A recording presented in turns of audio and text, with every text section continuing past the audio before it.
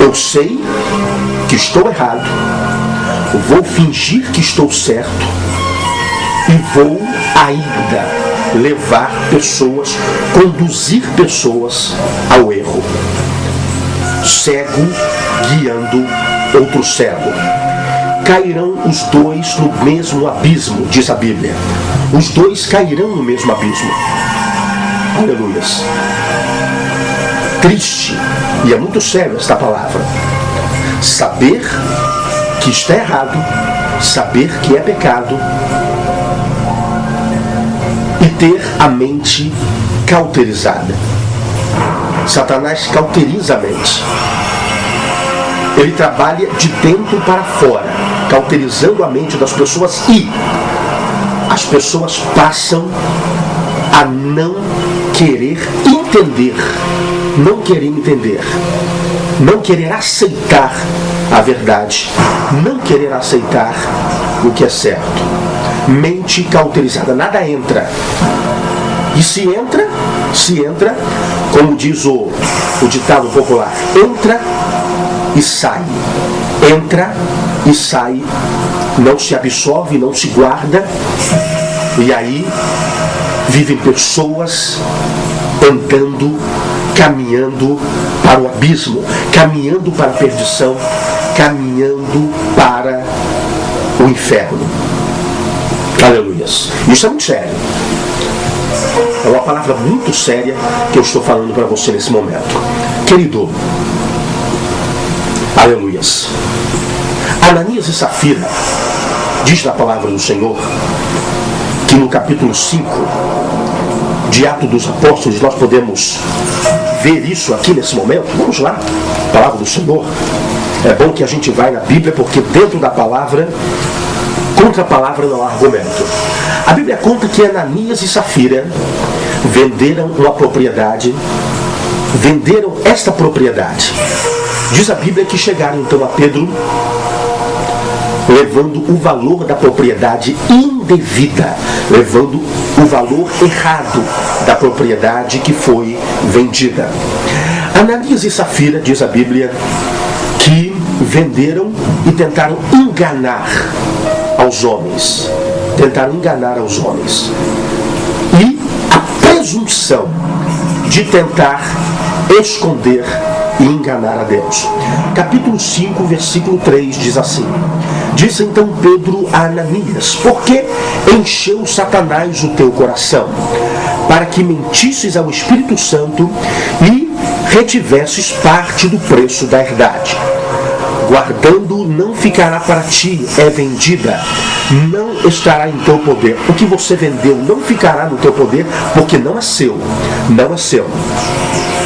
Porque formaste de desígnio em teu coração, não mentistes aos homens. Você, Ananias, não mentiu aos homens, mas a Deus.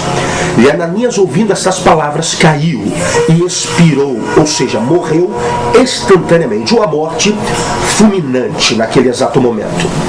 Um grande temor veio sobre todos o que isto ouviram.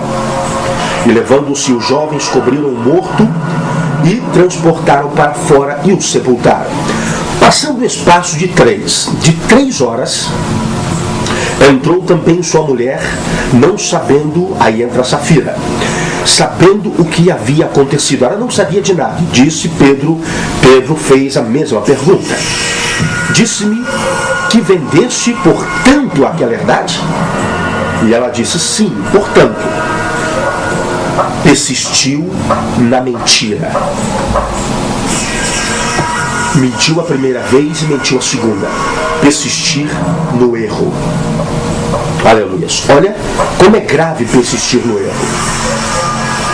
Ela continuou dizendo, aleluia.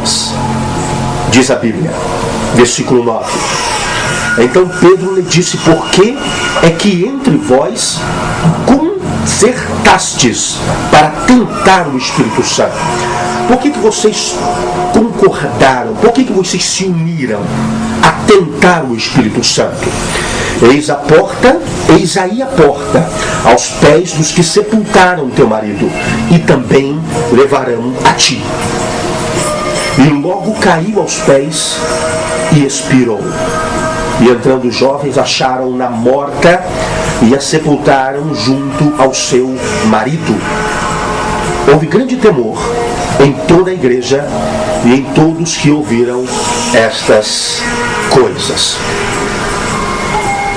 Persistir no erro é característica de uma mente cauterizada. O Senhor está falando nesse momento, nesta hora, trazendo uma palavra para que todos possam aproveitar o tempo e se arrependerem. Tempo de arrependimento. Ele não leva em conta o tempo da ignorância, porque quando não se sabe, como eu disse aqui, quando não se sabe que é pecado, Deus não vê como pecado. Agora, quando se sabe que é errado e continuar persistindo no erro, aí, querido, é ir a passos largos para um lago de fogo, um lugar preparado para Satanás e seus anjos. Querido, veja bem que isso é um caso grave. Nós vemos que no livro de Gênesis, capítulo 3, versículo 7, algumas pessoas dizem que bons tempos, a gente vê as pessoas dizendo, bons tempos eram aqueles da minha juventude, bons tempos eram aqueles, hoje, realmente, as pessoas dizem isso em alto bom som. Bons tempos da minha juventude, quando eu tinha os meus 15, 16, até os meus tempos de criança, algumas pessoas fazem essa releitura da sua vida. Preste atenção, no livro de Gênesis, capítulo 3, versículo 7, a Bíblia diz que Adão e Eva olhavam para si, estavam nus e não sentiam vergonha da sua nudez, porque não havia pecado. Naquela época não havia pecado. Não havia pecado. Então, se a gente entender pela Bíblia, veja bem, entendendo pela palavra de Deus, o único tempo bom foi aquele. O único tempo bom que nós podemos dizer foi aquele que o homem não tinha pecado.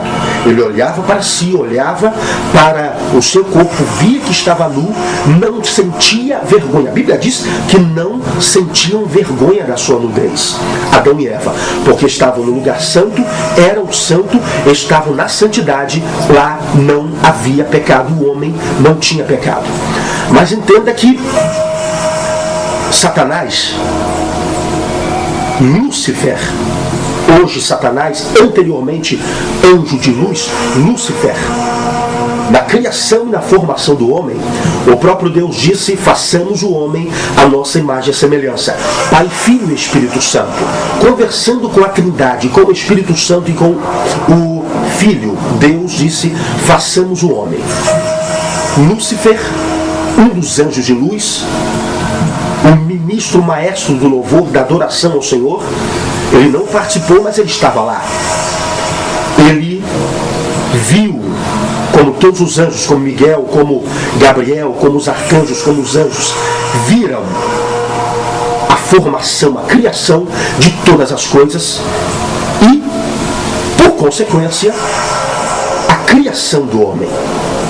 Ele viu a criação do homem. Lúcifer e os anjos viram. Anjo de luz, que significa o nome Lúcifer. Então ele conhece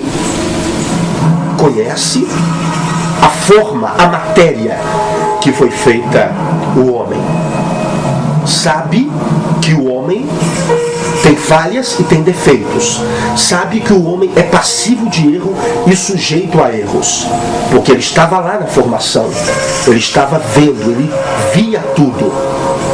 Aleluia. Então ele sabe que o homem tem fraquezas. Ele sabe que o homem tem fraquezas. Tanto que no capítulo 2, versículo 25, depois da queda do homem, depois que Satanás conseguiu descobrir as fraquezas do homem, conseguiu descobrir aonde poderia atingir, e ele descobriu na vaidade descobriu na curiosidade, descobriu no desejo, nos desejos, aleluia. É assim que ele destrói e consegue destruir muita gente. Querido, depois disso, Gênesis capítulo 2, versículo 25, olharam para si, olharam para o seu corpo. Adão e Eva olharam para a sua fisionomia, olharam para si e viram que estavam nus. Sentiram vergonha, porque ali estava o pecado. O pecado apareceu. Seus olhos foram abertos, como diz a Bíblia, os olhos foram abertos e dali para frente o pecado ficou à mostra. Então, querido, dali para frente, ninguém mais é inocente. Desse versículo em diante, ninguém mais pode te dizer que é inocente. O único bom tempo foi aquele que o homem não tinha pecado.